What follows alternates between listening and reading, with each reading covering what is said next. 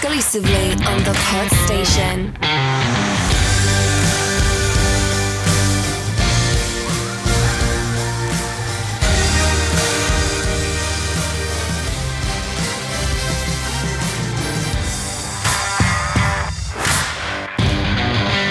Welcome, listeners, to a film podyssey brought to you by the Two Marks. This time we're reviewing Shang-Chi and the Legends of the Ten Rings. And once again, the Two Marks are delivering an irreverent review, providing you lively debate, conversation and social commentary. Let me introduce my friend and co-host, Mr Mark Pollard. How are you? I'm good, mate. How are you? I'm good, thank you. It's Shang-Chi that we're doing. Sean. Shang. Just Sean. No, Chang. Shang. Chang. No, Shang. Shang. I sound like I'm a bit special if I say Shang-Chi. Get myself into more trouble. Well, I was more concerned by the fact that he was trying to correct her on how to pronounce it, and I couldn't actually tell any difference, which may have been part of the joke, but I suspect it's more because I'm an incompetent moron and couldn't tell the difference between the subtle tones of his dialect. Getting embroiled in. We were already getting, but this is how deep depth we go in, people. We haven't even done an intro yet, and we're already getting stuck right into our Marvel journey. Well, let's do a Shang-Chi. Sounds like a cup of tea. Intro and how people can get hold of us. Yes, indeed. We're on the socials at the Two Marks. We're on Facebook, Instagram and Twitter. Give us a follow. Throw some comments on there. We often ask your opinion with some of those cheeky old little Instagram story polls or on the old twits to see what your thoughts are. We want to hear your comments. We want to read out the comments. We want to hear your thoughts. If you want to email us, it's the2marks@thepodstation.co.uk. If you feel like 25 characters or whatever Twitter offers you these days isn't enough for you to tell us your thoughts, then that's cool. You can direct messages if you fancy. You can also check the show out if you go to any of the major podcast platforms and type in the Two Marks. We should pop up there. If you subscribe to that channel, you'll actually get all of our shows in the one place because we have a plethora of shows for people to choose from. Very broad now, isn't it? We're just giving ourselves more work to do, aren't we, really? Well, yeah, there's that. There's a good cross-section. We're doing all right. So we've got Disco Fever, which is the Star Trek Discovery show, and season 4 comes out in November, I think. We'll be doing that season as a ball-by-ball, blow-by-blow journey. We've got Picard Talk, which is the Star Trek Picard series. That comes out in, is it January or February? Next year. Next year. Yeah. So we'll do that. And probably we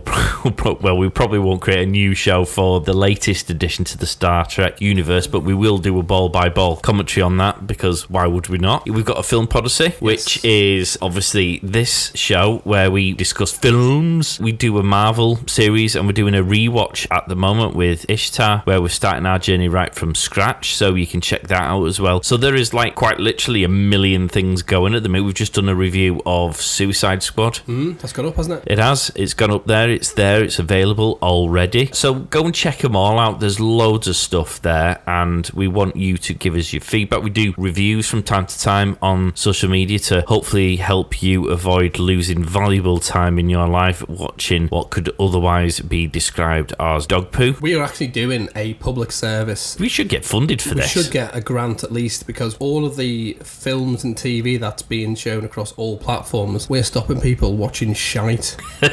we are. I'm quickly looking at my phone because I'm trying to remember the latest one where you gave it a frank review. I think's the best description, isn't it? What I always say in these recordings is nothing's ever a 10, nothing's ever a 1. I'll caveat that with mostly The Fugitive. You did decide that The Fugitive didn't warrant a 1. Did it get anything? It got 0 stars. Correct. Because now, we've discussed this before, but when I did my GCSEs, sort of leading up to them, you know, when your teachers are giving you advice on what to do to make sure you get your marks, I do distinctly remember one of my teachers saying quite specifically, as long as you write your name properly on the answer booklet or whatever the hell it was, then you will get yourself a mark. I've always sort of applied a similar rule to movies, as in, if when I press play something comes on the TV screen, it should perhaps get at least 1 for effort. In this particular instance, you didn't even believe it warranted that. Did you deduct the effort mark for the loss of valuable lifetime? I took off that particular mark. It was misleading because I got excited thinking, I love The Fugitive. The Harrison Ford one, yeah. And the sequel. Yeah. I thought, oh, great. Then immediately found it's got no connective tissue at all. There's not even a one-armed man in it. It's like, what? And then it's like 8 minutes an episode. I gave Capone 1. Because he shits himself twice, doesn't he, in that? Willy's Wonderland,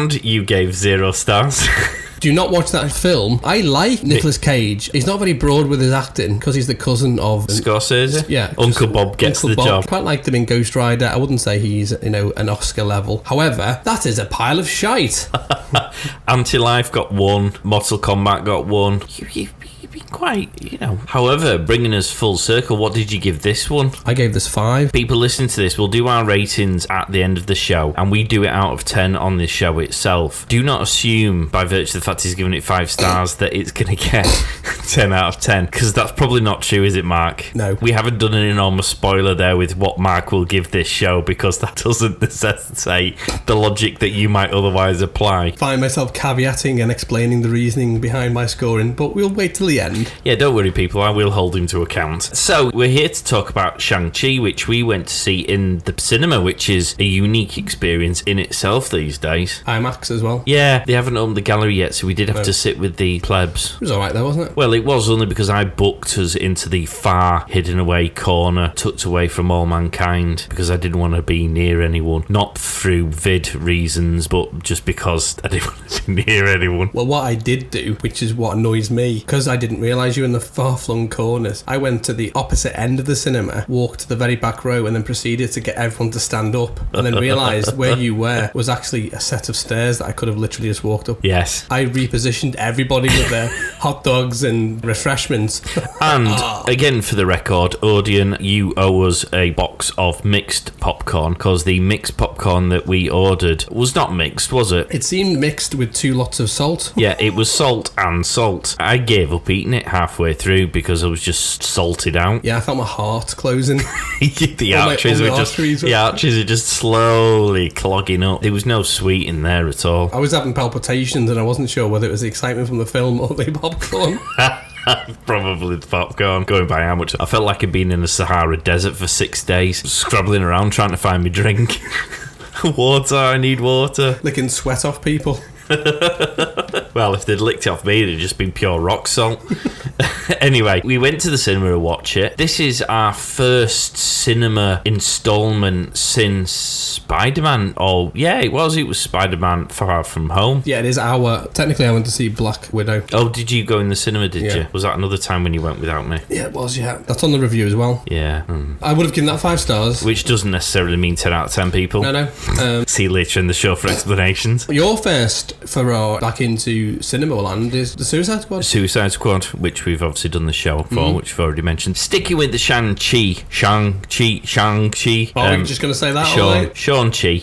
Sticking with that, presumably you thought positive thoughts towards this film. Because I trust Marvel, and I've said this times before, because I trust Marvel's processes and how they do a very good job with lesser known characters. Unless you know the comics, you won't know who Shang-Chi is. Because I've been with you to see Guardians of the Galaxy, maybe not what people will be familiar with, I was very comfortable and happy with the way they handled this story. I think I've said it in the Loki show that's on our platform and all major. Shameless plug. What the MCU do is they take the core script from the comics and they either update it to make it of the time and adapt it to suit their own prerogative, which is to extend the MCU universe in whatever direction they have decided it's going in. This movie handles the origin, handles the story, and propels it into the greater universe of where we're going with the whole Phase 4. It's quite interesting. I had absolutely no idea who this character was coming into this because I haven't read the comics, so I didn't know what to expect. And it's quite nice. Sorry to sound like a broken record, but we are doing a Marvel rewatch at the moment with Ishtar, who is coming across some of these key characters for the first time. We're going to be recording Iron Man in the next few days, and she's just been exposed to Iron Man for the first time because she hasn't read the comic book. She's got no idea who that was, and so she's got this enormous excitement when she comes across this character. It turns out they're really cool. I got to enjoy that for myself again when we went to the pictures because I don't know this character. I had no expectations. I was just there to be entertained by Marvel in their introduction because we've had a feel so far for what their plan is for each character. So you usually get an origin movie where it's largely based around telling us about them, where they're from, what that motivates them, to give them some good foundation so that over the course of the next couple of films they can introduce the wider universe into their story arcs, but without losing what ultimately you understand to be that character. And I needed that because I don't know anything about this guy. If they'd have just thrown him straight to the middle of the universe and had loads of of other characters I recognised, my natural gravitation would have probably been to those people I knew already, rather than spending time learning about this guy. And I felt they didn't get too bogged down in the backstory. I think they naturally told the story without losing too much of the film in the backstory. They split up with a little bit of a flashback, then modern day, through dialogue and conversations, you glean more information about the family structure and how they've come to where they are now and why you haven't heard about certain things. And I thought that was really well written, actually, because a lot of movies can, well, we've talked about this as well, DC is a prime example of, if you want a backstory of 15,000 characters in about 25 seconds, Batman vs Superman is more the go-to film. You have a whirlwind where the fans, I've got no idea, and woe betide anyone who's not a fan, you've got no chance. Yeah. Like you, for example, with the Suicide Squad, you really enjoyed that, and yet you didn't know most of the characters. For people who haven't seen any of the Marvel TV or films, now's your chance to get on board with the rewatch. I feel as we move into the next phase 4 of films, people are going to lose cohesiveness. As standalones, they're really good, but I think you'll benefit more if you've watched the other films, because it'll all start to make sense. God knows how they managed to do it. They must have one massive board, what makes mine look like a notepad, with all of the plans, ideas, and where everything's going to connect, and where the past connects with the future and the present. Just mental. It is. It was a nice balance between telling a fun action story. The flashbacks were obviously there to be the supposition of the story, but they sort of interspersed that with fun, either action or light-hearted comedy, which is what Marvel's expertise is for me, where they can tell a genuine and an emotional story, but without it feeling like watching an episode of EastEnders, where you just want to drive off the edge of a short bridge with the car doors locked and the windows rolled up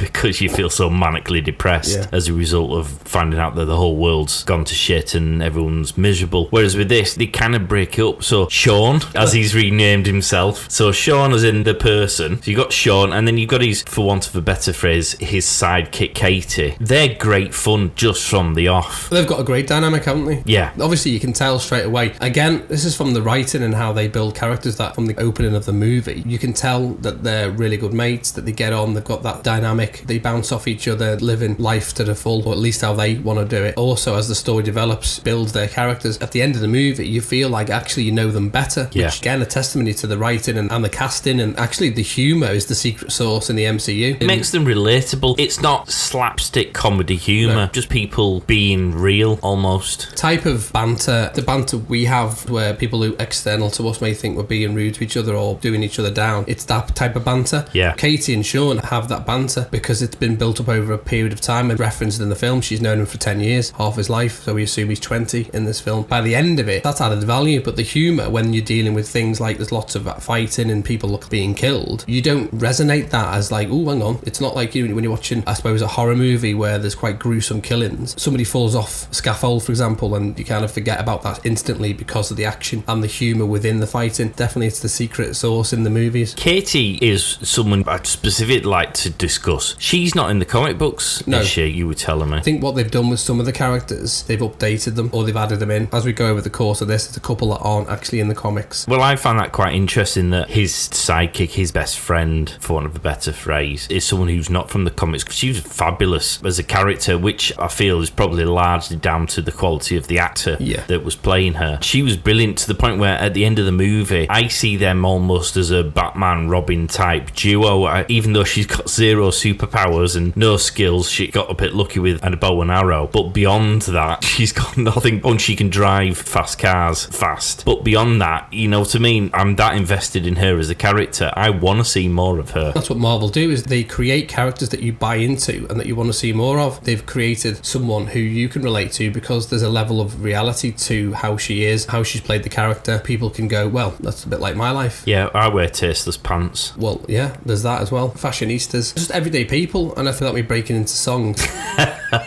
They do that with others. So if you look at, dare I say, Iron Fist, if you think about the characters in that, apart from the fact you might know him from the comics. Well, you might not recognise him from the comics, people, because there was a slightly dubious whitewashing from Iron Fist. The people in it, kind of saying everyday people, he's a billionaire. Yeah, people, well, I know loads of billionaires. Well, if you do pass him my way. His sidekick, Chung-Li, I think her name is, that's a kind of character who is just running a martial arts dojo. He comes across her, they form maybe a sidekick type thing, but she's a very formidable person on her own. own. Luke Cage is in Harlem, not a particularly well-off area, brings a diversity to the universe. So at the very top of the tier, you've got Aldrich Killian, you've got Tony Stark, and you've got Justin Hammer, who are all multi-billionaires. And at the bottom, you've got your low-level, your Jessica Jones is an alcoholic, Iron Fist is a billionaire, so ignore that. You've got your want to put him at the bottom. I think you want to put him at the bottom of the pile because that series didn't do necessarily maybe all that it well. is, but I think it's because he denounced or was denounced as a billionaire. He kind of fit in with the New York scene, didn't he? Because you had Daredevil, who was very much... Where's Daredevil? Daredevil's in Hell's Kitchen. Yeah, Hell's Kitchen. Then you've got obviously Jessica Jones from... Where was she from? I think she's New York. They're all from New York. I think they're all from different districts, aren't they? Because you got Luke Cage, who's Harlem. You have Daredevil from Hell's Kitchen, and then I'm sure Jessica Jones comes from another bit beside. So Avengers B, but not even the B team, probably the C team. They're the ones where the Avengers don't really want to get involved in. They deal with the low-level crime, which is interesting because Spider-Man introduced Daredevil to Night Nurse when he fell into a bin. Did he have a cold?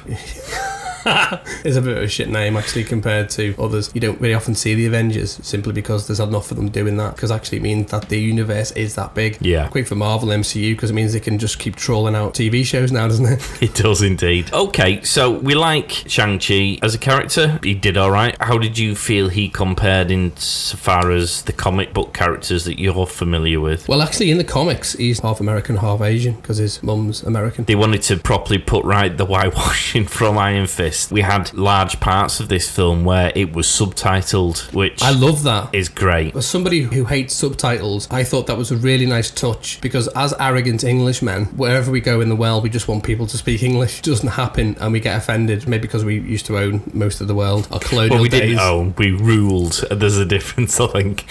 Well, yeah, maybe. Owned implies we purchased it at a fair price. Oh, Ruled suggests we waded in when we weren't necessarily invited. I really enjoyed the fact that they actually went with the subtitles rather than what they tend to do. If you've seen Man in High Castle where they're all German, they speak English or American, which wouldn't be the case if it was real. And the only time I have the subtitles on is when people are mumbling names on Loki. Oh, yeah. What was that film? Tenet. I think you put the subtitles on there because I complained to you about the fact I couldn't understand a bleeding word. I did put the subtitles on. I haven't seen the whole movie. I stopped it after 5 minutes because it was doing my nutting. Yeah. The music was too overpowering. And the noise as well. You told me that was a deliberate... Christopher Nolan's gone on record saying he done it because he wanted it to be an experience. I got further on Joker than I did on Tenet. Tells you something, doesn't it? It does. In the comics, yeah, his background is his dad's an Asian crime lord and his mother's an American woman, so he's half Asian in the comics. And they have updated the comics, like I mentioned when we did Captain Marvel rewatch. The comics have been updated. Marvel comics like to bring in diverse. I think when they were writing them in the 80s, it was more male. Well, I was going to say, I suspect the American mother was to make an American audience feel like they have part ownership of that character, whereas now they've gone, he's purely Chinese and that's all he is. He was born there, his mother and father are from there, and I like that whole ownership because what it allows them to do is fully immerse themselves in the whole culture,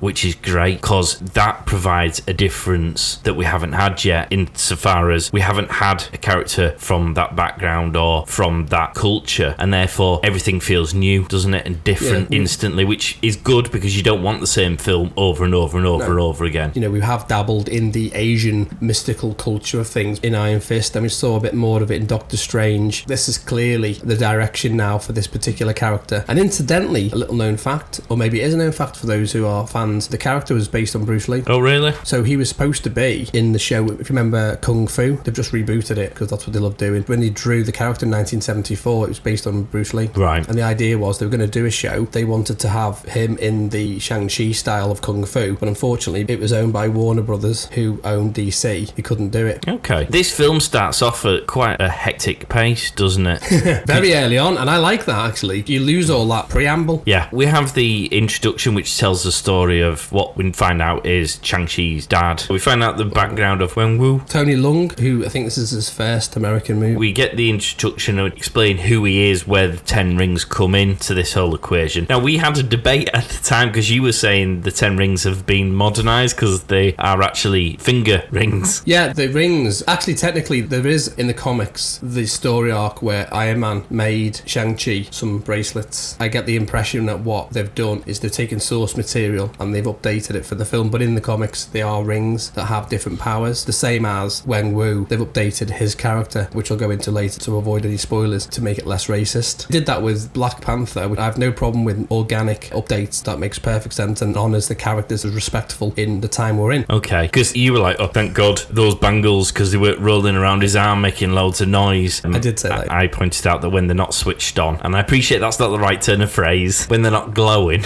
they are just rolling up and down his arm like the normal noisy bangles that irritate you so. It's the ones that look like they've been shopping in Tobago and they're all made out of wood and probably elephant horn. You know the ones where someone like lifts their arm up and it sounds like you just drop a pile of wooden plates on the floor. His didn't seem to make that noise, even though maybe they did. They did. You just didn't notice it. You were probably dying of thirst from the popcorn. Yeah. Quite like the effects. I liked how they are used, because we've discussed this a million times before. I have an issue with people who have tools that are so amazingly powerful and can do absolutely everything that it becomes boring. Whereas the way they've designed these, again, it has a power source that provides almost like thrust, for want of a better phrase. So it can be used to punch things. It can be used to create sort of a gravitational sound barrier that causes you to be able to lift yourself off the floor, but there's quite a specific strength or a source of what it can do, which is good, because what you don't want is, like, for example, the Infinity Gauntlet, which can do everything. For me, as a concept, fortunately, because of the way it fit into the story, it was fine, because the whole aim was to stop it from getting to that stage. But if you'd have had a story purely about someone who could do everything all the time whenever they wanted, you'd just gone boring. Without those rings, he has no superpowers. No. His superpower, if you will, he's been trained in all the different types of martial arts. He knows how to kill you with one finger because he's been trained in the chakras. To shove his finger in the side of your carotid. I beg your pardon. Wait, he shall not be shoving his finger anywhere. Give you the shocker. Might laugh it off or be on the floor crying, having been abused. But he has no powers. The rings are the powers. What I did find was interesting, it just dawned on me when they were like fully erect.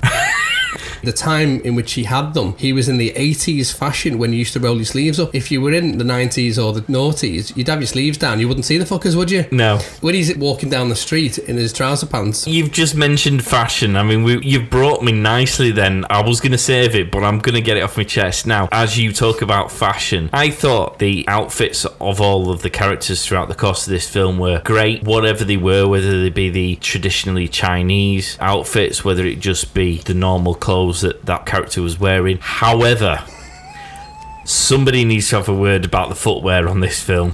Just to caveat this with where I stand generally, Jesus sandals, as I like to call them, which are those weird sandals. I see lots of people wearing them, blokes generally, where they have like the Velcro ones, and they have one strap that goes off sort of near to where the knuckle of the toes are, and then one that sort of goes over the bridge of the thing, and then one that goes round the back. I call them Jesus sandals. They are quite literally the most vile thing ever. I mean, I have an issue with feet anyway. My general approach to men's feet in particular are we should just have them cut off and walk around on stumps from birth. Women, I think you get some nice pretty feet, and sometimes not. If it's not, you too should have them lopped off at birth. Certainly for blokes, it's like, I don't want to see your hairy toes. You and I agree on that entirely. I have a problem with what I could refer to as stupid shoes, and included in stupid shoes are flip-flops. I'm not being funny, the noise that they make when someone's walking just wind me up. I want to punch someone right in the face, not just once, just repeatedly punch them, because all you can hear is it's like you're climbing up a fucking building now. Those shoes would be good. No one's flip-flops, mate. Then you've got Crocs. If you can't bend down to do a fucking shoelace up, you've given up on life. And also, we're supposed to be eco-friendly. Those things will outlast cockroaches.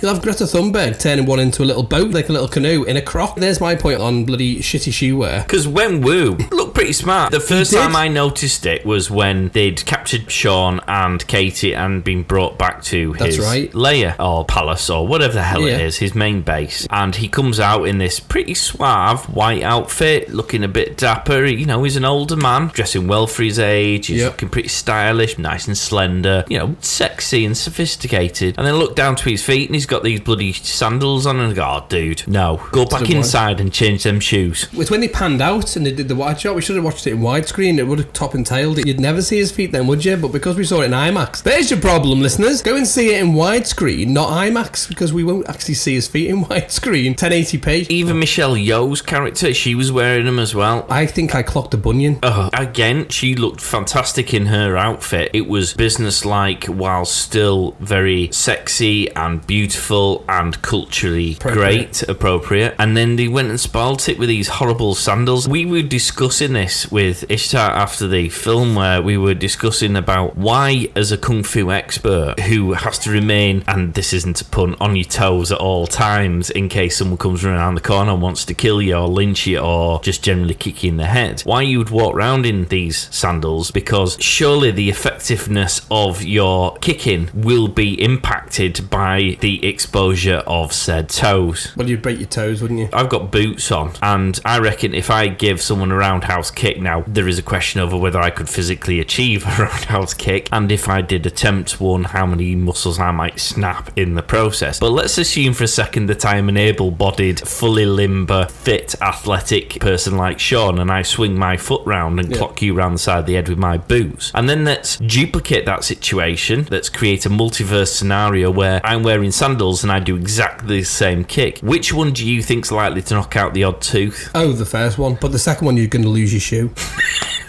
Exactly. We then started to hypothesize about the health benefits of wearing sandals. So you've got your corns, your verrucas, you've got your athlete's foot, you've got your scrotty toenails. I mean, blisters on your heels. Those shoes would give you so many bad blisters. You'd have like a pus-filled blister, and what would happen is he would roundhouse kick you. It would burst in your face. So I suppose there is an added benefit, because if I get a toenail in my mouth instead of like a hard shoe, maybe I might vomit myself to death. Like Katie when she sings into their face to distract them. You'd be like, they're blasé, what are you going to do with a Jesus sandal shoe? And next minute they hit you, and either a blister splatters your face, right? And you're either gagging or you're blind in one eye, and you got pink eye. So you're now distracted for a good 10 seconds, and meanwhile he's repeatedly punching you like that big tree trunk. And while you're trying to gather yourself, and you've got a mouthful of tooth, and when he kicks, you won't be able to see for the hair off the toe as well. You know, like when Frodo hit you. When someone, I don't know, occasionally, and I can't remember the scenario when this has happened, but when someone sort of flicks the hair back and you get a mouthful of hair, it'd be a bit like that with a toe hair, wouldn't it? You just get like a mouthful of hair, mouthful of pus. Like eating a Furby. Oh my God. It's like wearing a Furby on your foot. I feel a little bit sick. I mean, I'm at the limit of my tolerance. I'm dry gagging here. It's like I've just had some salty popcorn. That's the thing, it'd be distracting. You might be just shit at fighting. Maybe that's what it is. Maybe they're not great fighters. I feel like we're actually talking ourselves round to why it was probably better to wear the sandals for fighting in. From a fashion sense, I remain stalwartly, staunchly in the no, absolutely no camp. Well, we've covered in another podcast why I'm anti shit shoe footwear. Having seen said Spider-Man photograph with sandals with white socks, that is enough to put anyone off psychologically shitty shoes for the rest of your life. Practically, if you're going to be doing any form of martial arts, I'd be wearing toe tacks. Steel toe caps. Yeah, like the villain in James Bond, where there's a knife underneath. Why would you need to do all those fancy kicks? If you're wearing steel toe caps, you just do a full upcut to the cream crackers. Yeah, and then run. You know, that masked ninja dude. Death Dealer. I mean, Death Dealer won't stand 5 minutes with me with some steel toe caps. He can wave his arms around all he likes, but I'm going straight for the nutsack.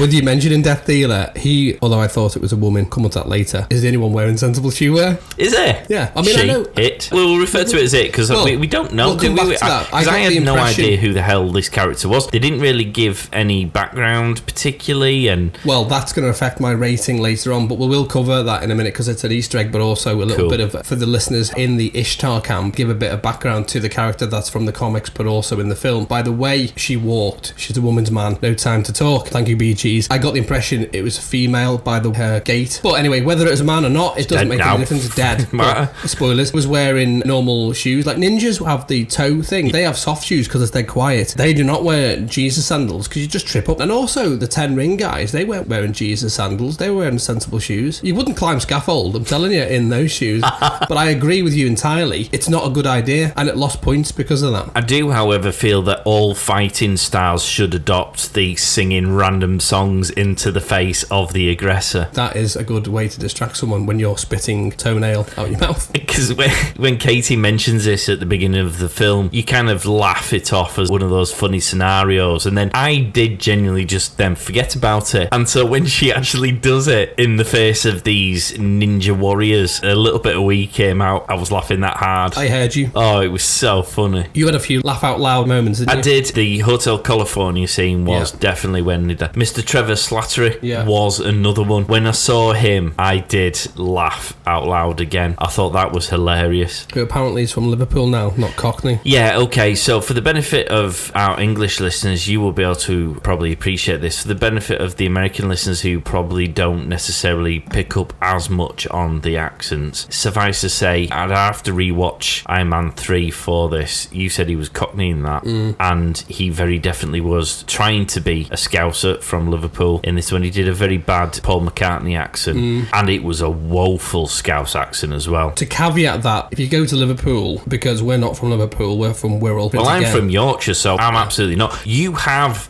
what I consider a bit of a Liverpudlian accent insofar as it's a Merseyside accent. You have that Scouse twang to you. It's regional. But it's not Scouse because you're not from Liverpool. They're Scousers. Yes, so my dad's from Liverpool. Yeah, so imagine Latham's accent, but on steroids. I have to de-skill to do the actual Beconian. I have to de-skill most. I'll start drooling when I do that.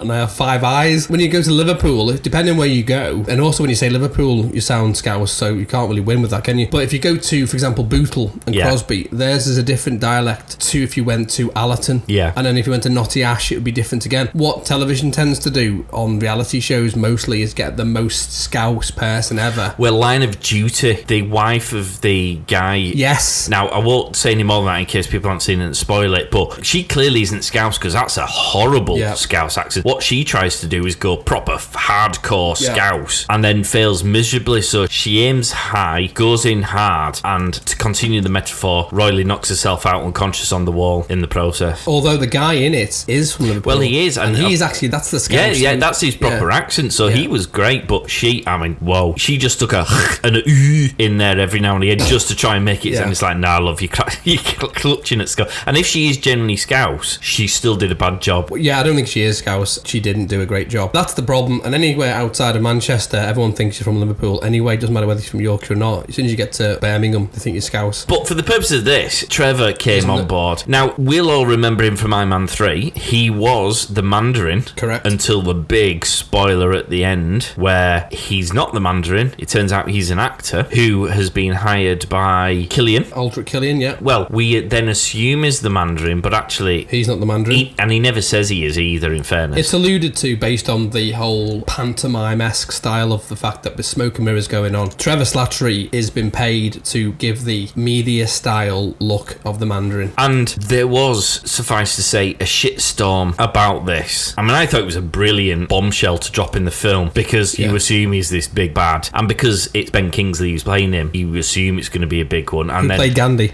Yeah, it was a fantastic bombshell to drop. And I thought it was very funny. But understandably, there was certainly the comic book world and certainly the people who have an issue with whitewashing, which is perfectly justifiable, who were going, hang on a minute, the Mandarin being played by a white guy who actually turns out not to be the Mandarin in the first place. People got quite upset about that, and they dealt with it quite nicely in this film, didn't they? If you've seen the DVD Thor release, there was a Marvel one-shot called All Hail the King. It was all explained in that the Mandarin did exist and that he was just basically the front of it all, and so it addressed whilst he's in state penitentiary or whatever that it was all a gig for him to do from an acting point of view, and in fact the Mandarin was still out there and was in the MCU. Although people going, oh, it's whitewashing, the same as we had with people going, oh, there's not enough female characters, and there is. This was another thing. Just to come back on that, I suppose the issue people had was that the Mandarin's actually one of those great baddies, those well-known baddies from the comic book, and of course he is from China. Is that right? Yeah. He's from China, And so I think people had an issue with almost making a mockery of one of those great baddies who happens to come from a part of the world that hasn't been represented in the Marvel Universe at that time. However clever it might have been what they did. And it was nice to sort of see that put right. And I don't mean that as in, it was quite nice that almost Trevor Slattery was apologetic about it. He was kind of like, yep,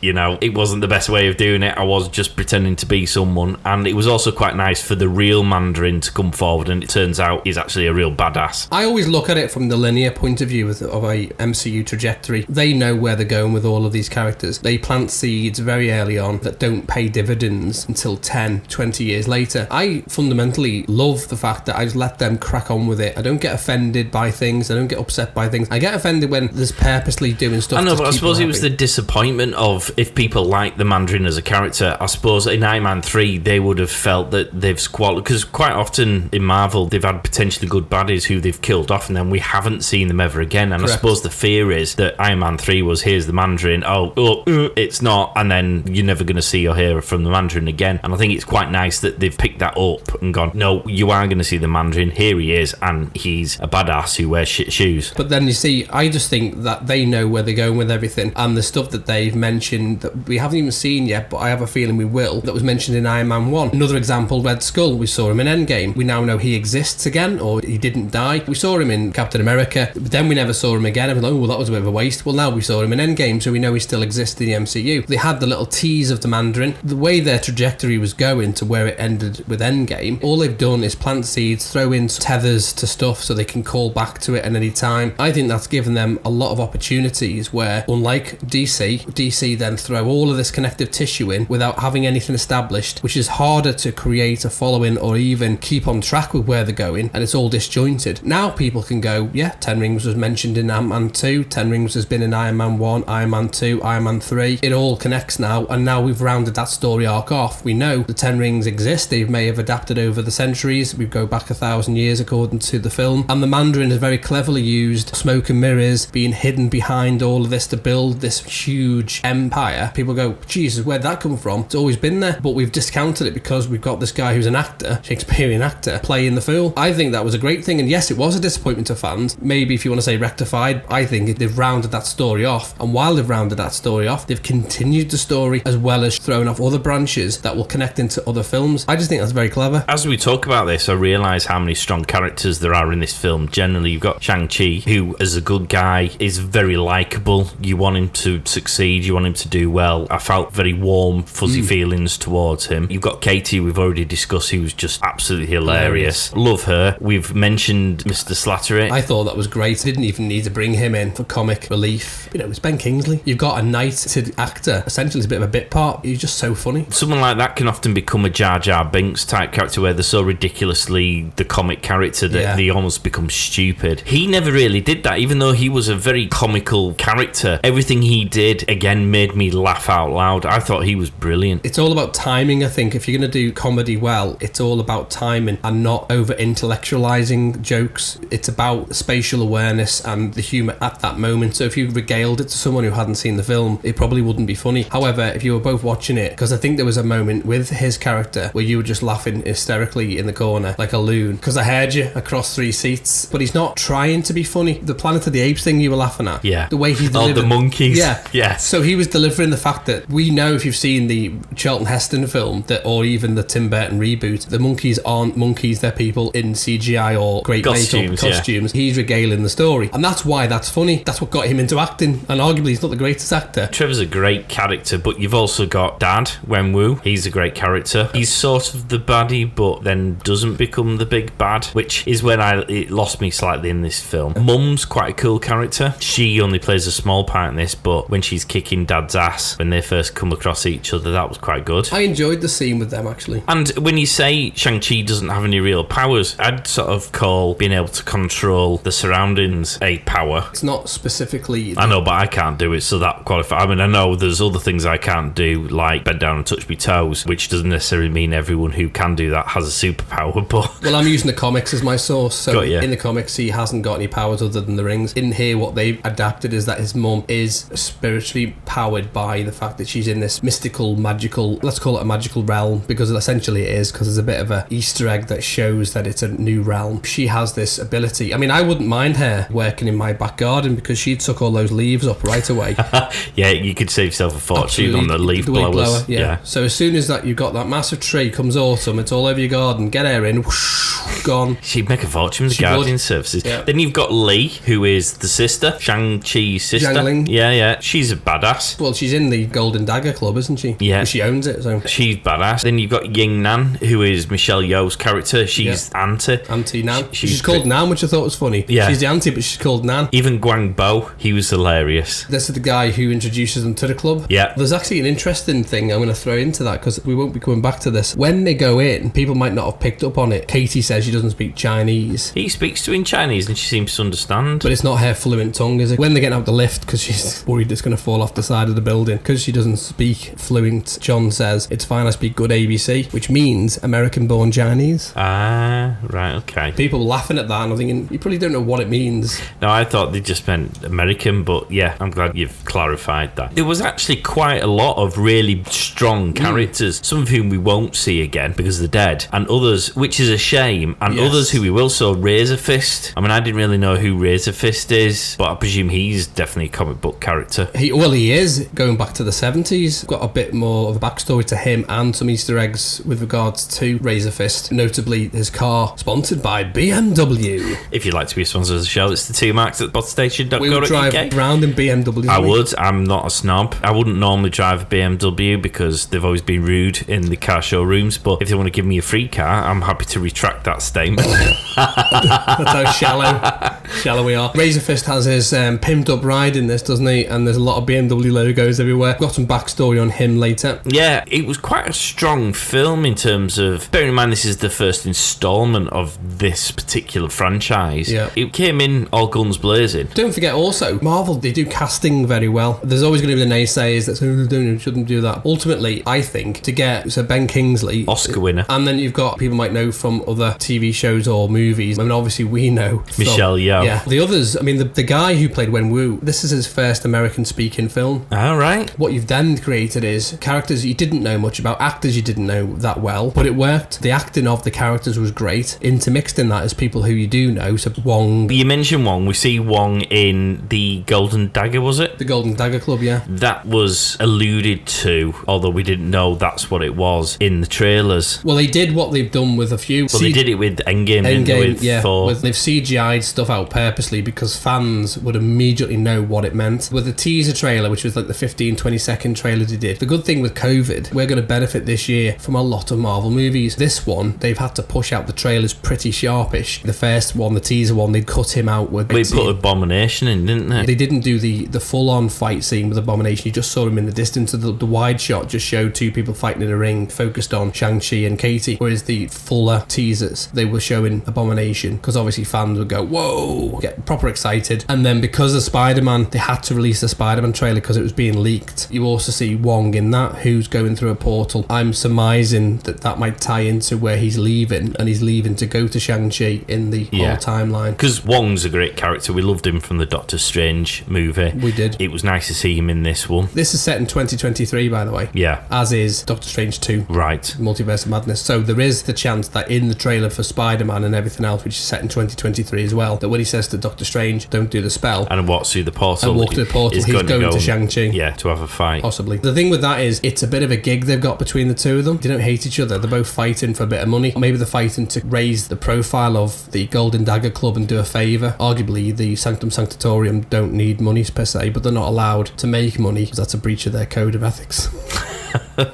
She's not a goodie, isn't sister? Is she? She was quite a nice, complex little thing. There's obviously a love and a hate between her and her brother. A love because brother sister, hate because he jibbed her off and she hasn't really got over that fact, and that he received more attention and more favour because he was a boy. In the meantime, she had to do it the hard way and has done pretty well for herself off the back of that. And then of course at the end of the movie you have her going to clear up the remnants of the Ten Rings Rings, which actually transpires that she's just expanding her empire into the 10 Rings. In the end credits. Yeah. She clearly has decided she wants more power, more control. She's in charge, and she's got an opportunity here, and she's prepared to take it. So I suspect at some point her interests and her brother's interests are going to clash. A strong character, acted very well. You know, she's been done down because her father wouldn't let her be part of the 10 Rings. Then she's learned how to weaponize herself. Technically, in the comics, Shang-Chi is a villain. Really? Yeah, and is actually deemed a villain because he was raised to be a weapon. A lot of other superheroes deem him to be a villain. Okay. His whole purpose in the comics was to be raised to run the 5 Weapons Society. So when you say it's interesting because his sister, actually technically they're both villains. She's taught herself how to do that Mortal Kombat move with the rope and the... Oh, that's such a cool weapon. I mean, I tried it in the back garden and my washing line is now gone. And so's the gnome. A lot of the shrubs have all got topiary.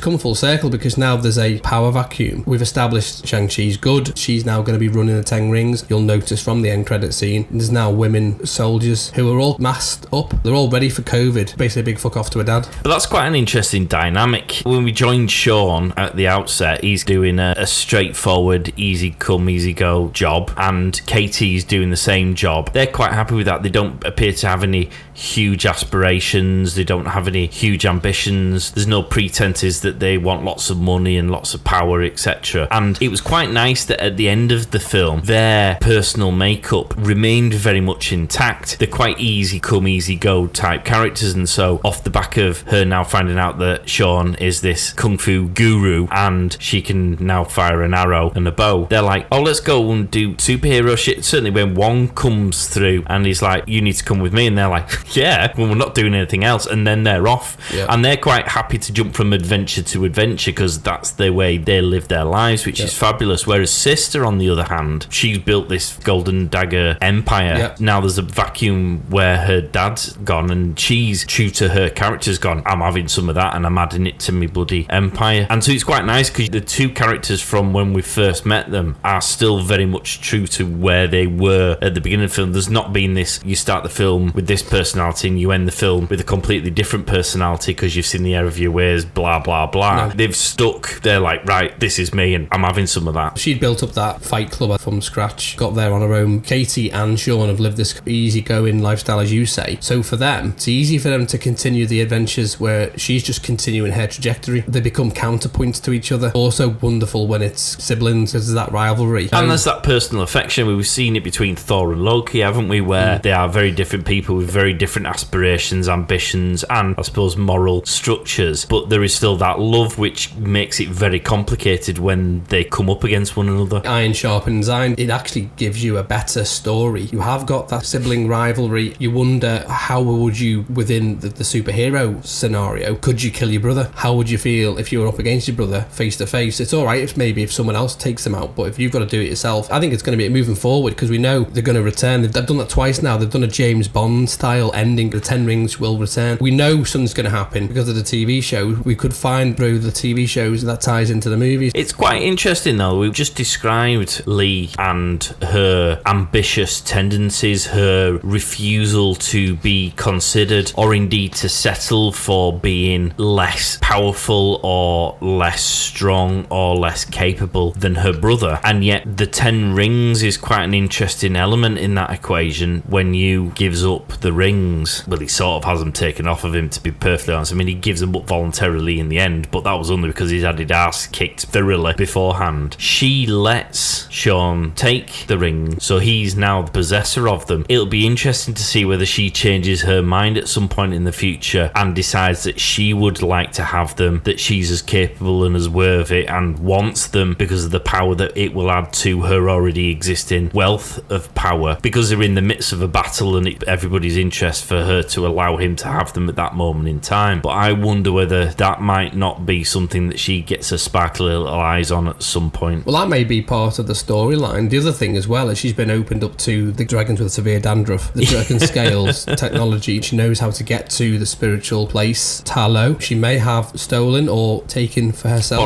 Borrowed indefinitely. Put in the pockets. You know, like when you go to those, I don't know, when you go to a restaurant, there's that bowl of mints and you just help yourself to an extra couple when no one's looking. Just tip the bowl in your bag. Yeah. So she may have taken some of that technology. It's interesting you bring that point up. She doesn't seem overly bothered that he's got the 10 rings, and it shows his depth of character. When Wong takes them off him, he doesn't give a big fight. He's not precious about No, it he's because he not. doesn't know Wong. I get the impression that with Wenwu, it became a fixation about trying to get his mother back. That was a part of his character growth, as he took the rings off when he fell in love, put them in a box. But even before then, it was very Lord of the Rings, wasn't it? It was Yes. like he's got the rings on, he ain't taking the rings off because that's his power. He needs to be in control. He wants more power, and that's why he's got these rings on. Whereas Shang-Chi's very much, quite frankly, not arsed. That's a nice point that maybe isn't focused on enough. After all of this backstory to the power these rings wield, well, in the fight scene you see the change of the colour, which indicates good and evil. He hasn't gone, they're mine, don't be touching them, I want them back. He's just giving them Well, away. he even gave them back to his dad, didn't he? He was, I've got them, I've just taken them from you. I could just put them on my wrist now, but actually I'm not bothered. Yeah, have them back. The person who wears them is immortal. Yeah. I would challenge anyone who didn't have access to that level of power to give it away freely. Absolute power corrupts absolutely. Just shows testimony to his character. Wong turns up through a portal and goes, yeah, mate, have them. I'd wear them absolutely. For all those people who drive like 20 miles an hour in a 30 mile an hour zone, boom, they're getting it. People who don't say thank you when you open the door for them, boom, they're getting it. I'd have them on and off like a bloody whatever you take on and off on a regular basis. Your pants. Oi, oi. What are you up to? Realise you shouldn't do that in waiting rooms. Or public. Then you would annoy me at meetings because you'd just be bangling all the live long day. Yeah, you'd be doing that. I'd have to go, well, to be fair, I wouldn't say anything because you'd probably boom me out. Well, exactly. When people moan at me about something, like, boom, done. He's not bangling. This film, I felt, formed two very distinct, I won't say halves because that suggests there's 50%. The first 2/3 of this film are one film, and then the final act of this film is a very different film. So the first two parts are very much set in America, very much set in the modern day, are very much set around characters in the real world, and I'm doing air quotes, which I appreciate, nonsensical for a podcast medium, but that's how it is. And then the final act, they go to this mystical world. Talon?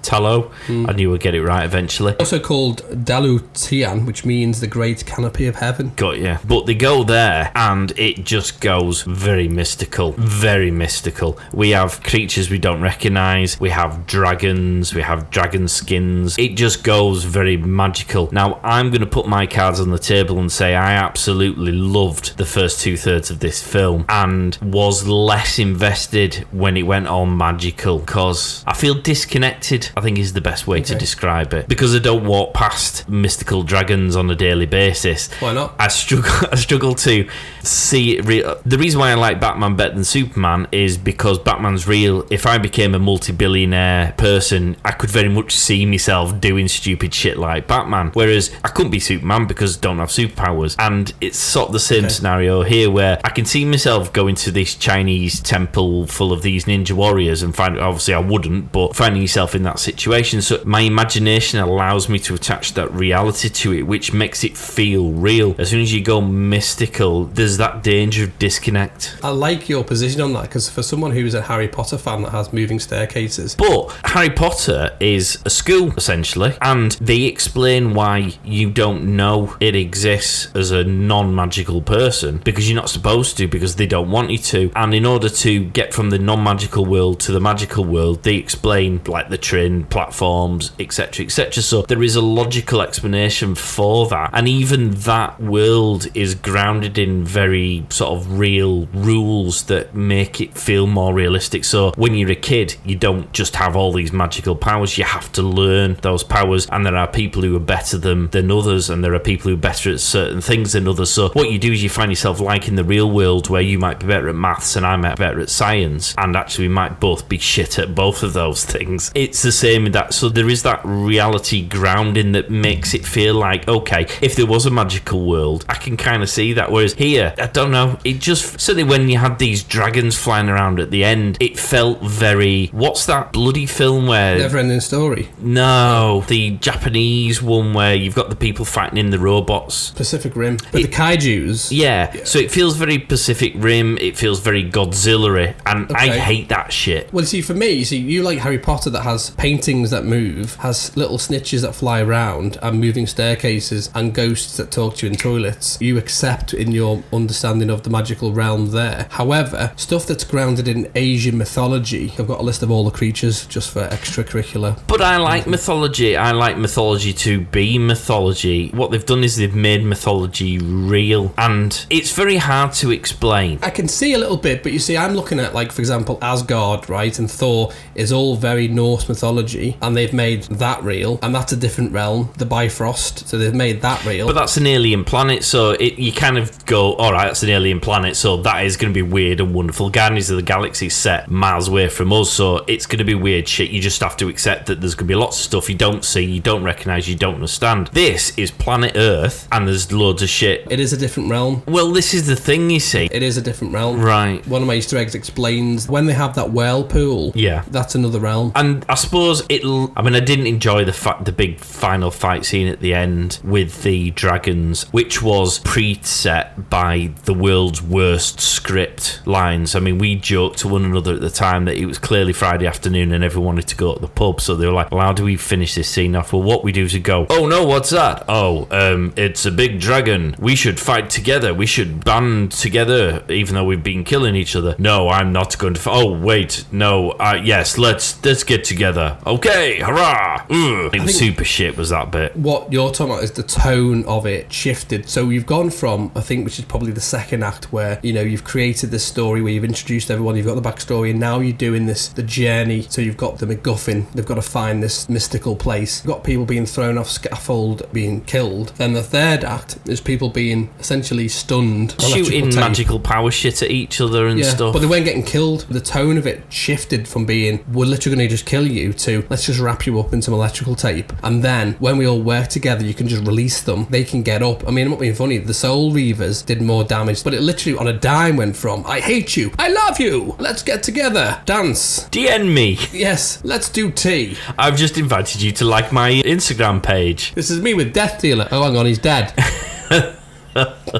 And also, when they went, let's get the army, and they turned up with 5 Humvees, that's not an army, that's a day out with your kids. If you've got lots of kids and your extended family, that's a Christmas dinner. So when 5 Land Rover Discoveries arrive and 10 people or 20 people get out and against a village of people, that is not an army. In sandals. When you've seen the intro and he has a huge army, that's an army. 6 Humvees filled with people, which can only fit about 5 in each one unless you're putting people on the roof rack. To fight a village full of mystical warriors. Yeah, and it feels like you're underestimating them a touch. A little bit. And even if you have got your 10 ring pieces, ultimately you're going to be on your own. Well, he did fuck all anyway.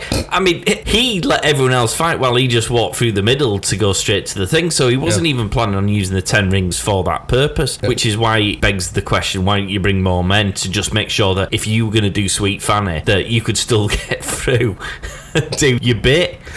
Agreed. That scene, you and I both 100% agree on. It's a 12A. I get they have to be less violent. It's not an R-rated show. The first 2 bits went from buses exploding and people possibly getting decapitated, people on scaffold being killed, lots of fighting and action, to I'll just taser you. Someone then just using his ring piece to get across a river. That was where it scored a bit low for me. I differ on you in that I allow for the fact that we're moving more into the realms of we're not in Kansas anymore. The film after this is the Eternals, so if you thought that was a fucking nightmare. But you see, the Eternals, I know, is set in that sort of environment in the same way as Guardians of the Galaxy. I'm happy to, when we start the film, I know the journey I'm going to be on is one that's going to feel unfamiliar, whereas this starts familiar and then goes unfamiliar, and that just didn't feel natural for me. And so in that third act, I just felt a little less invested than I had been up to that point. I mean, it did end up a bit like Chinese New Year, but let me ask you the question, when you went to see Guardians of the Galaxy, if you can remember that far back, when you went in, I didn't know anything about Guardians, which is good. How did you feel having seen other Earth grounded films and then seeing Guardians of the Galaxy? It was great because of the way they told the story. I mean, from the outset, it was the characters were trees and blue people and folks who could do stuff that was just utterly ridiculously hilarious. So it sort of set the scene straight out that this was going to be batshit crazy and you're just going to have to get on board and let it go with the flow. Whereas this one doesn't. It starts with people people who are valets doing kung fu fighting, which is familiar, jumping from buildings in America, which is familiar, and then they go to China, where there are buildings which you recognise in terms of style, and there's still people who are fighting kung fu, doing martial arts stuff, which again feels familiar. And then they go into this mystical world where it's like, I suppose I didn't feel prepared. With Guardians, you're like, right,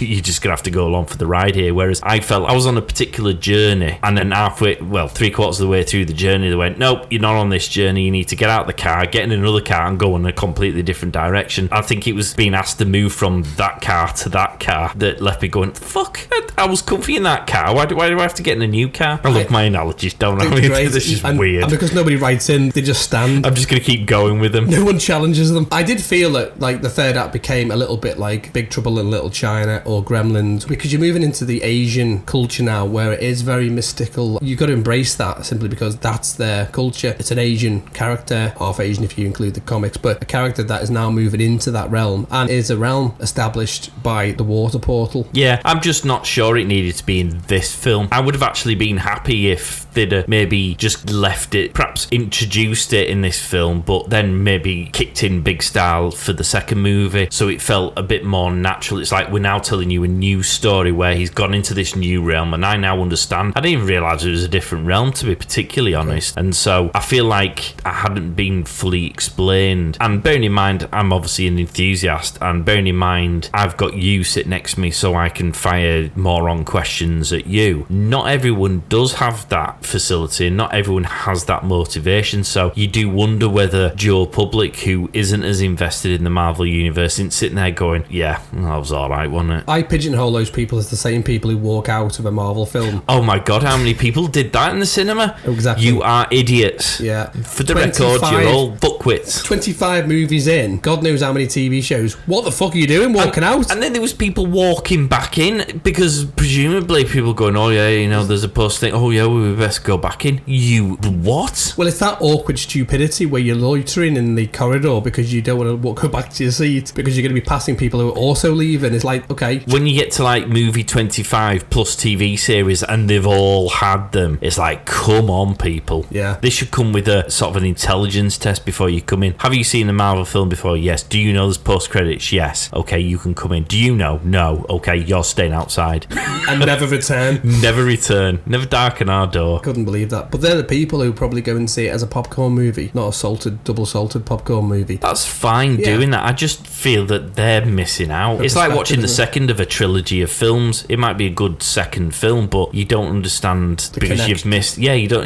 understand the tissue or the story arcs or the characters because you missed the first and the third movie. And it's like, I just don't understand how people could do that. That drive me insane. No, I agree. I don't know, but then you see, you know, we're not them. No, I suppose. And I suppose they're not us. So what's the future hold for Shang-Chi? Because the post-credit spoilers obviously have him with Wong and they're discussing the Ten Rings. They're trying to understand their origin, their power sources. There is obviously the pulsating power thing at the end.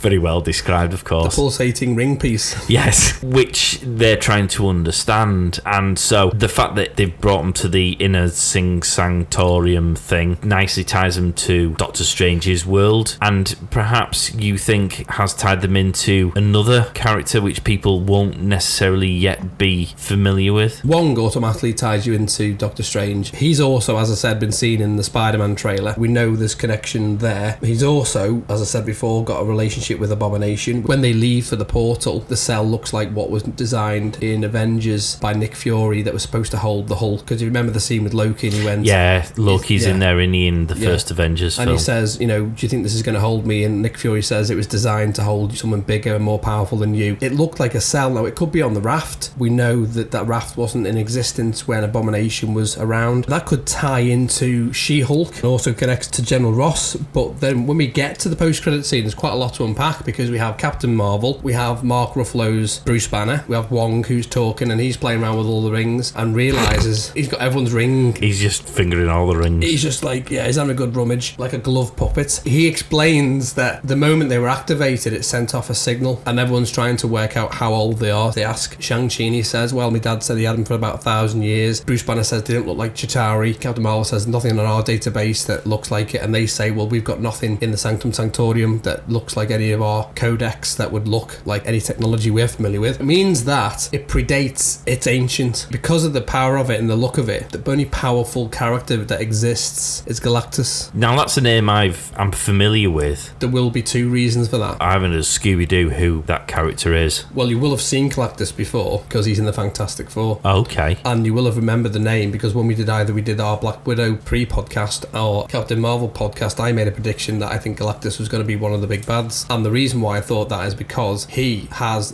For the benefit of our listeners, Mark couldn't remember what it is that he has and so has scurried off to his little mind board to get his notes. Power Cosmic, which is extremely powerful energy. It has the power to destroy worlds. It has the power of resurrections, telekinesis, anything you can imagine. That's how powerful it is. Because Galactus, who's known as Destroyer of Worlds or Destroyer of Planets, he has heralds who he uses. Red Hulk, Superman. There's a story in the comics where he gave some of that power to Superman. He's given it to the Silver Surfer, and what he does is he basically says, if you don't help me, I'm going to destroy your planet and I'll destroy all your people you love. So they end up helping him, but all they are is heralds that pass on messages. So like before we saw Thanos. So Thanos used to give people tasks, didn't he? So Loki was one. Yeah, Ronan the Accuser was another one, wasn't it? So I suppose it's a similar sort of theme, isn't it? Yeah, so he'll be in the background. The signal's been sent out now. Probably won't see him for a while. Unlike with DC, where after the first film they had a flashing light and then the next film he turned up. Yeah, that energy is huge. So I'm saying it's Galactus, one of the most powerful characters in the comics. But because we know the Fantastic Four are back at Marvel and we know the Silver Surfer will come back with them, there's a chance that could be across this Phase 4. And we know Phase 4 and Phase 5 is planning to bring in Fantastic Four. We see Captain Marvel. She has to get away because her page is going, so that may link into the Captain Marvel sequel, Marvels. There's kind of 3 Easter eggs in one here. We see Bruce Banner, but Bruce Banner is no longer in his form. He's not Dr. Hulk, is he, or whatever it was? Professor Hulk. He's not Professor Hulk, which is interesting because we get the impression that he wasn't able to turn back. No, I got the impression that they'd found that symbiosis where they were happy to have the medium, so Hulk got to be present, but so did Banner. And but in the they Hulk, got the best of, so they got Hulk's strength and Banner's brains and they put it together, and so there was that harmonious relationship, whereas this implies Banner's back in charge, but he's got his arm in his sling, hasn't he? Well, that's after the Endgame snap basically destroys his arm. Now, as was mentioned by the Russo brothers, he's out of action essentially. So how do you carry on the story of Hulk? We know for a fact that he and Abomination are going to appear in She-Hulk. Okay. Now, She-Hulk, for fans who don't know, it's his cousin, Jennifer Walters. Now, Jennifer Walters is a solicitor, so there's a chance that she could be representing the Abomination. There's a chance that, well, in the comics, she gets shot by a mafioso type. There's a chance that the reason that works with Bruce Banner being as he is he may well give her some of his blood, and she ends up being She-Hulk. She's representing Abomination, and it could be to do with the Sokovia Accords, and we could see Thunderbolt Ross because we know that he is Red Hulk in the comics. We also know Thunderbolt Ross is trying to set up his own gang of people, the Thunderbolts that we've seen across some of the series, US Agents, Abomination, all those. Obviously with the multiverse, we may even see Maestro as an alternate version of the Hulk. Okay. We've already talked about the fact that they don't own all of the rights to it. However, with the She-Hulk show... Well, to be honest, any rights they don't own, all the companies who do now own the rights are like, please can we get in on your MCU? Absolutely. You can have whatever you want, do it well, whoever you want, whenever you want, you can use them however you want. Yeah. Can we just please have a small slice of that pie? It could be the reason to do with rights that we don't see him as Hulk because he's Bruce Banner. Maybe they've acted the She-Hulk they own the rights to, and the Hulk, he's not the Hulk per se. Yeah. They can use Bruce Banner as maybe a cipher character, explain why she ends up being the Hulk. You mean basically Disney have gone,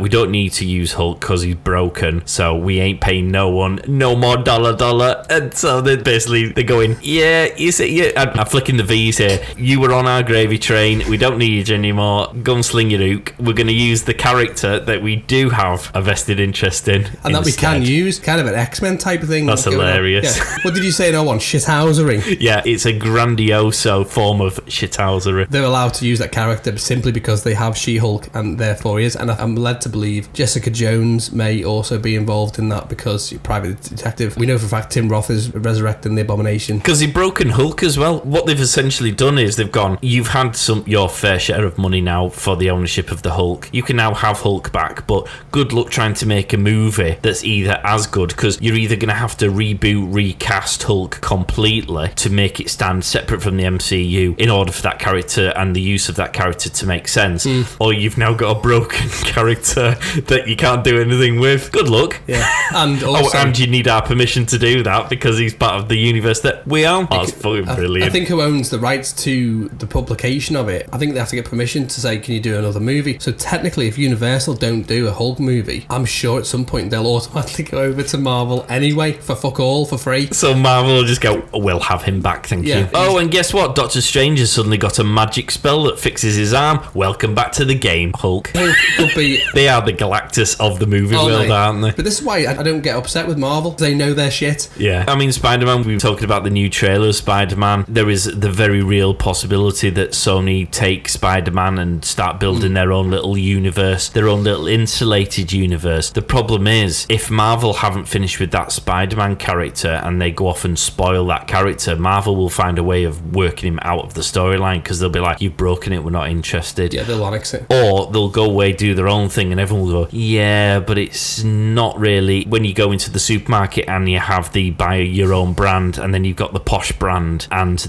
you know that the posh one's always going to taste better. Absolutely. You're going to have that scenario where it's like, yeah, it feels very you buy your own brand here. It's not as good, don't taste as good, not really arsed. I'm not going to the cinema to watch that. This new Spider-Man marks the end of the contract deal they've got with Sony, and knowing that Morbius is coming out, and there was the second Venom, there was the Sam Raimi logo in the Venom trailer, but there was also Vulture appeared in the trailer for Morbius, which indicates that both of those are connected to MCU in a way, whether it be the multiverse or just in general. It could be that they're trying to do a Sinister Six movie on their own. They've already laid the plans for 6 or 7 of those characters, which would work because they only need 6. And any that they've killed off, Marvel have just given them the opportunity to bring back because of the multiverse scenario. Well, I mean, the multiverse brings back ones from the Sam Raimi universe, where either in prison or whatever. So, I mean, we'll see. It just comes down to Marvel know their stuff. So, bringing us right back to the film we're supposed to be talking about, there is a very open book here for where he goes as a character and where his journey will take him, because the source of the ring's power might be something that we might not see for a couple of phases. In the meantime, where he goes, which characters he's going to interact with, is very much an open book, isn't it? Well, according to Kevin Feige, he is officially one of the new Avengers. Yeah. He's already been introduced to some of the team. One says to him, doesn't he, in the trailer, he's like, welcome to the team. But he doesn't say you're an Avenger. Kevin Feige has said he's officially one of the new Avengers. I think, going back to a comment you made on one of the Loki show podcasts, Galactus is going to be the Thanos of this next phase. Yeah. I think Kang and Mephisto are things that may appear, alluded to that Mephisto could well be in the Spider-Man thing. I think Kang and Mephisto could be sidebar villains to distract us from the fact that Galactus between phase 4, phase 5 will appear. Well, a bit like Loki. Loki was one of those baddies, wasn't he? Where he kept on popping up, he kept on causing murder, kept on being a real threat and focusing all our attentions there. Whereas Thanos was always there but sat sort of quietly in the background, and it feels like they're getting the Loki type characters all nicely lined up to keep us very well occupied whilst they build the backstory to the big bad. That would make sense, because that ties them over 2 phases. Yeah. Along the way we will see Kang, along the way we may well see Mephisto, because every time somebody sees a Marvel TV show they go, Mephisto! And it's like, no, it's not, just crack on. And then we may see Adam Warlock, there may be a few others, that would be in the Guardians of the Galaxy thread. I think we're going to see miniature big bads, if that's a thing, and then Galactus is going to go boom, and that'll be like one of the most powerful, because you're going to see the Celestials. I worry though, because I don't know the comics, I worry that when you get to people like this Galactus, where are the big bads after that? Does this mean this is the end of my world? Because where do you go when you've used up your big bad cards? You've used up your Thanos. If you use your Galactus, where do you go from there? Does that mean that we're at the end of it, or do they just reboot it all with the multiverse? I'm just trusting in Marvel at the minute that we will be alright, but I do feel slightly stressed for them. Well, let me try and allay some of your stress. Let's consider where we are right now, yeah, and consider that you and I are potentially going to be in care homes by the point of phase 5 onwards. So it might not be our problem. Not be our problem. Yeah. And the people who leave after the trailer starts... Kids, if it all goes to shit after I'm dead, that's your problem. Yeah. I've enjoyed my ride. Probably the ones getting up at the end of the film with Generation Z, so they won't give a fuck. Well, it's like our parents and their parents have ruined the planet with all the fun that they've done in building up the world to where it is now, and they've gone, yeah, we're going to die, we're not asked anymore. We're going to do the same with the Marvel universe. We're like, we've had the time of our lives. It's been mega. We've done loads of podcasts. We've spent countless hours chewing the fat, and now it's shit. Over to you. Yeah, not my circus, not my monkeys. Bye. Yeah. Excellent. Okay, Easter eggs. Have we got any more Easter eggs we need to cover? Because I'm conscious of time. We have gone on. Well, I'm not going to go over the ones we've already done. Crack on with some additional information, Splendid. backstory to characters that we haven't covered, and Easter eggs along the way. Let me fasten my seatbelt. Indeed, Wenwu, the father, his relationship... Who? Wenwu. Who? Wenwu. Your Woo. Your Wu. Wenwu. Well, today, the Mandarin. Now, in his explanation and exposition to his character, he explains that he was known by different names. Originally, Shang-Chi in the comics was supposed to be the son of Fu Manchu. However, because that was probably not particularly great at the time and a bit of a racist name, and also, to be fair, they lost the rights to use that name. They retconned his identity and claimed that Fu Manchu was just one of the aliases, Shang-Chi's criminal father. In the comics, he developed a brand new martial art called the Way of the Spider. In the storyline where Peter Parker lost his spider sense in the comics Spider Island storyline, he combined the two, his spider powers and his martial arts. He has, across the course of the comics, as wielded the powers of Spider-Man, Iron Man and Giant Man. In the comic Spider Island, he contracted the spider virus and turned into a giant spider. While fighting with the Avengers, he was able to get them pin particles to grow to Giant Man's size, which was Project Goliath, that we find out in Ant-Man and the Wasp. And Iron Man gave him special tech, as he does with everybody, keeps him busy, and had a repulsor-powered nunchuck. Well, he ain't giving him any tech in this world, is he? He's dead. We might see with Ironheart coming into the TV, so might be some crossover, we'll see. But let's not make it all about Iron Man, although he is central, isn't he, to everything, which I love. Not anymore. Potentially Bruce Lee's son was going to play him in a early adaptation of the film. Cool. But was dead after he was shot in real life Wow. on set. The Easter eggs. 10 rings doesn't only refer to the bracelets, but to... And do you know what? The school child in me always giggles when you mention the 10 rings. And also Mephisto. That's another name that you just have loads of school puns that come into my head, which shows how immature I am as a human being. Well, it's when you add those together and say Mephisto ring.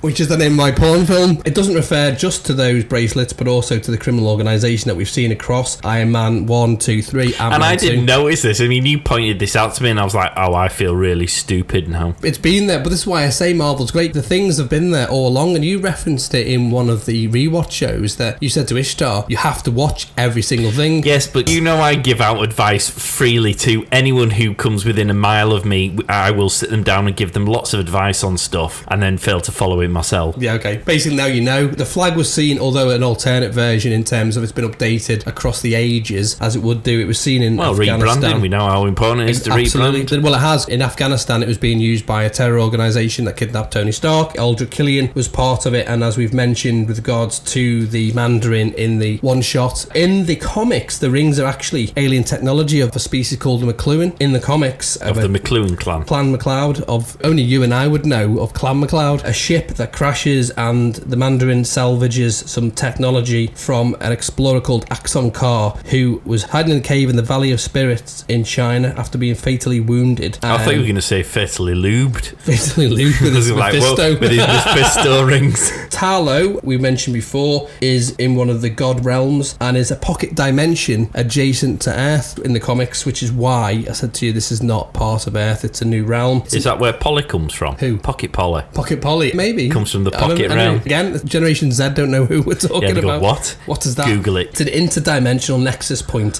which exists between Talo and Earth. First appeared in Thor Volume 1 in 1980. It also resembles, which is a link to Iron Fist, the gates to Kunlun. You see, Iron Fist makes me giggle as well. Iron Fist with Mephisto on me rings.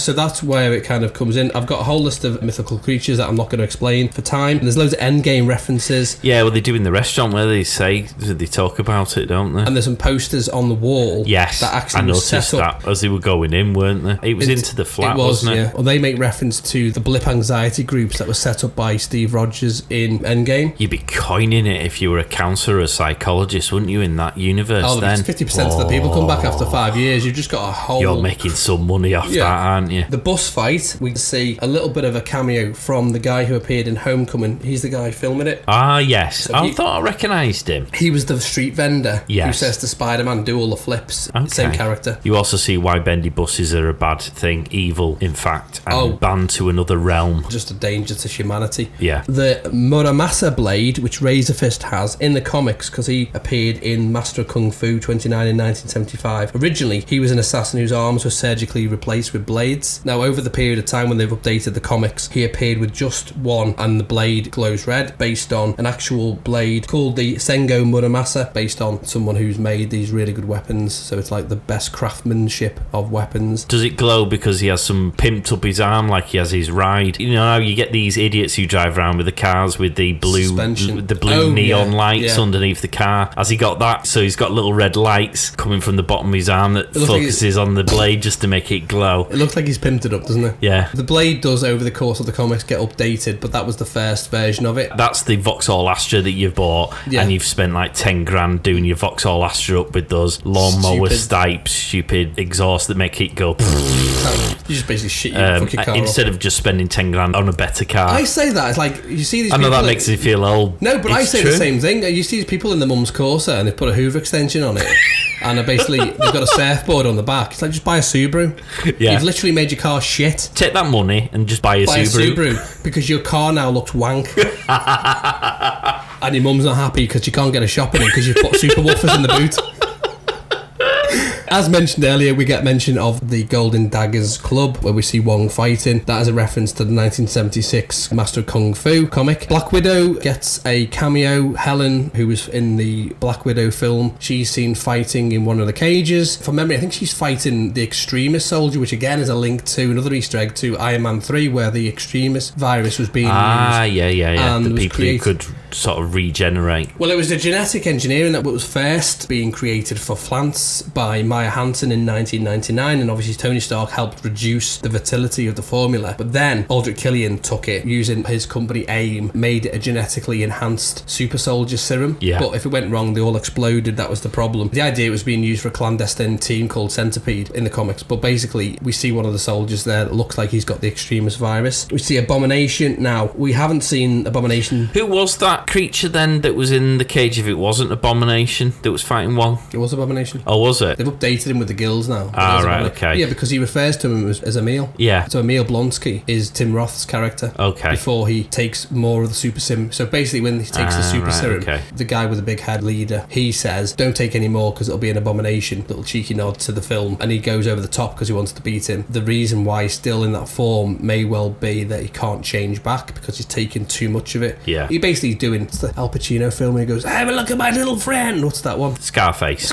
Basically when he just snorts so much coke on Scarface and just takes on people with a massive gun. Abomination's essentially done that. We haven't seen him since the 2008 film Hulk. However, another Marvel one-shot that nobody's ever seen, probably called The Consultant. However, in season 1 Agents of S.H.I.E.L.D., Coulson makes a quip to Agent Ward about the fact that once he's been in cryo status in Alaska. That's interesting because, as I said to you at the time we watched the movie, the raft didn't exist at that time, and because he can't be controlled, they've just put him on ice. There is a connection to She-Hulk, and it could lead into the government team, the Thunderbolts, because again, across the course of the MCU, we've been collecting Baron Helmet, Zemo, Valentina, Allegra de la Fontaine, John Walker, US Agent, Taskmaster possibly, and Sharon Carter, who is now the Power Broker. They could all be part of the Thunderbolts. A bit like the Suicide Squad, really, aren't they? The sort of anti-heroes. The Thunderbolts is an actual team on my board as well. Death Dealer, for those who don't know Death Dealer, as we've already talked about, was quite a short... Well, I had high expectations. Well, it looked like Darth Maul looked amazing and was actually barely in it and a bit shit. And then got killed very quickly. And I feel this was a bit the same with this character. Exactly the same. Died too quick without much of a backstory, because in the comics, Death Dealer, Li Qing-Lin was an MI6 agent that was working for Fu Manchu, and then Shang-Chi was hired to take him out. Death Dealer, the costume was very similar to the comics. They've updated it. I had a feeling the way the character was and movement of the character, I felt that it was a female. You never really find out, actually. It was a cool character. Yeah, and it could be a female. The character played quite an important role in forming Shang-Chi to be the person that he is. That character was at the forefront of the abuse he was subject to during his training. Yeah. And so it would have been quite nice for that character to have had, perhaps, not in this film because they were very much set in the world, but in the second or even in the third film, form a greater part, because perhaps as Shang-Chi becomes a more damaged individual, as we often see in the Marvel world, as he faces challenges and invariably loses things along the way. A bit like Thor did. Thor didn't give a shit when he started. By the end of it, he'd lost everything and was a broken individual.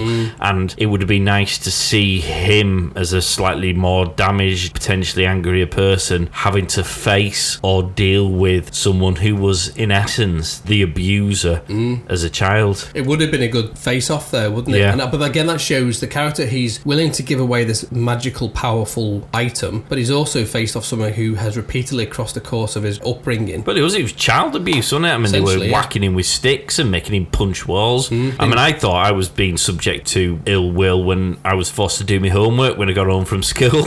Yeah, puts it into perspective, doesn't it? He does put it into perspective somewhat. Great if it was a woman playing it, because it was a good opportunity. And why not? Character is short-lived, and in the comics is known specifically for using a blade rather than to be eaten by a soul reaver. Not with the shitty pimped-up version, like other people may decide to use. Death Dealer just buys the more expensive version and uses that in a cool way. But it would have been good, wouldn't it, at the end of the film, to have him fight off against, before it all went and turned into West Side Story. Or even not doing this one, because I think the beauty of Marvel is, unlike DC, they don't try and pack everything into one film. They go, right, cool, we'll just give you a little flavour of that, shelve it, and we'll bring it out further down the line. We'll put it in the toy box, it's there for us to use. Death Dealer was gone. Done. The waterfall type portal, when they go into the portal, it looked like the Doctor Strange style. It did. It had a very similar feel, thing, which suggests that's more in keeping with that type of power, that portal power. Ying Nan says to Shang-Chi that they're helping protect your universe, which indicates it's not theirs. Talo is another multiverse. Moving further into what is the multiverse, this is clearly another realm. Obviously, we see with Thor and the different realms of the Bifrost go to. Which does beg the question of what powers Shang-Chi really has, because if he is the offspring of two parents from different universes, what powers might he have that are transferable from one universe to the other, if you know what I mean? Like, what does he not realise he can do in our world because he's from another world? This is where it moves into more MCU stuff, because in the comics, he has no powers. He's just can fucking smash you out. Trained in every martial art. It's just a big hard bastard. Yeah, absolutely. And the rings just enhance. They are the power. With his mum being from that realm and having all of the spiritual type of stuff, maybe the MCU will indicate that he has other powers. Although she implies that she doesn't have the powers when she gave them away. But yeah, I mean, is it a bit like the rings, where it's a power that you only have if you, say, possess the rings, so to speak? Or is it because she actually came from her realm to this realm and therefore gave up her powers because she's now no longer in the realm where she has the power, so to speak? That's what they talk about it, because he said he puts his rings in his box.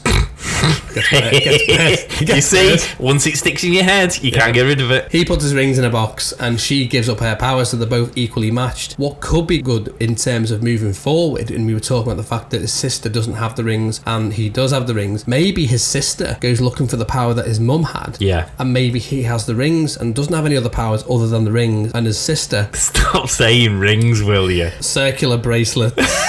And maybe that's where then you have this sibling rivalry equally matched, where you've got bracelets versus flowery, flouncy legwork, and you can move loads of leaves off your driveway.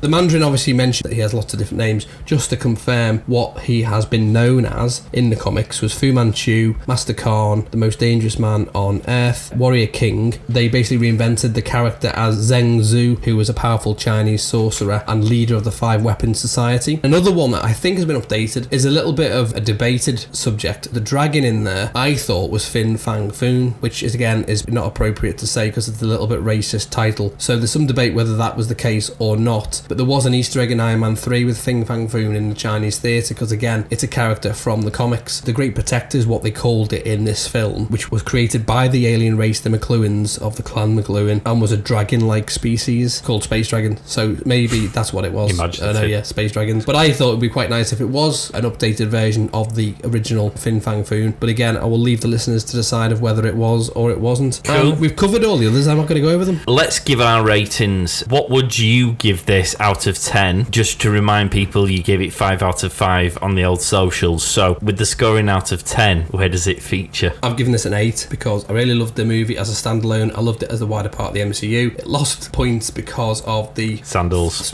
Yeah. Sandals, the third act, waste of characters that were good, Death Dealer being one of them, almost operatic type ending where everyone was all at each other's throats and then they're all friends again. The third act, like you said, was just kind of agreed 5 o'clock on a Friday. I'm going to give this a 7, and I feel like the more we talk about it, the more I feel guilty about giving it a 7, because this was a solid 8 film right up till that third act, and I just feel there's enough there to have chipped away for it to just find itself with an unfortunate 7. It could easily be given an 8. I thought this was a really good film. It was a great origin movie. I feel invested in the character. I feel invested in the side characters that it has now created. I think it'll fit wonderfully into the MCU. I'm really interested to see which toy box they start putting him in and those characters where they start popping up, because I think there's loads of scope for the whole world to fit in nicely in all kinds of ways. So I thoroughly enjoyed this. I thought this was a nice start. This feels like the first film in this new phase, because we've had the Black Widow, which I feel was just ending a story arc, which bit of padding, isn't it? Yeah,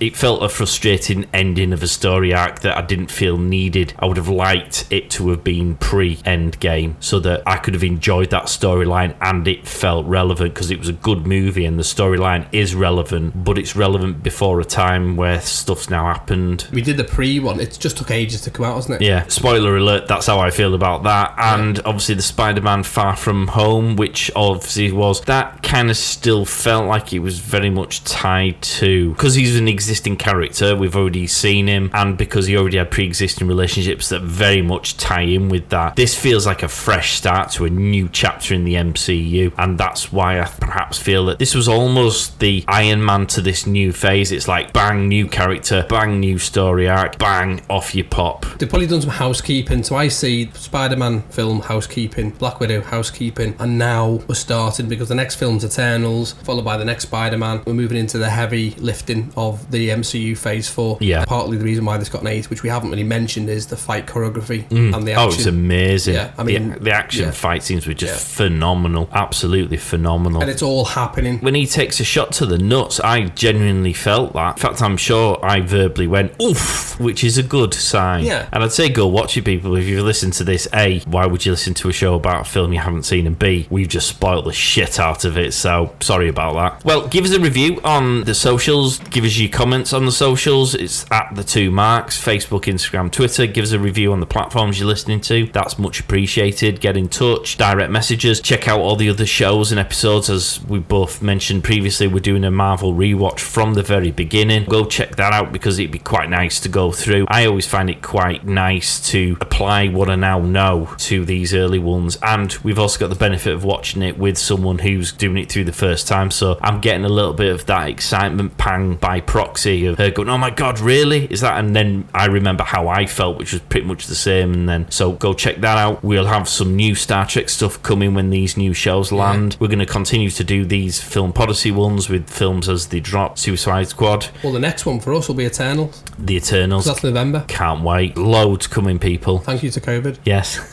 Thank you very much for listening, guys. We hope you enjoyed it. Catch you next time. Excelsior!